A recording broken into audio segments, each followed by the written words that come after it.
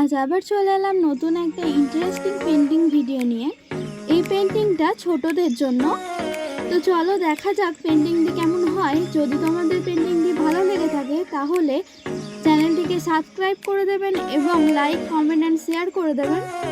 আজ প্রথমবার ছোটদের জন্য পেন্টিং ভিডিও নিয়ে এলাম। চলো দেখা যাক পেন্টিংটি কেমন হয়। এক্সপার্ট তোমরা কেমন ভিডিও দেখতে চাইছো সবাই একটু আমাকে কমেন্ট করে জানিও।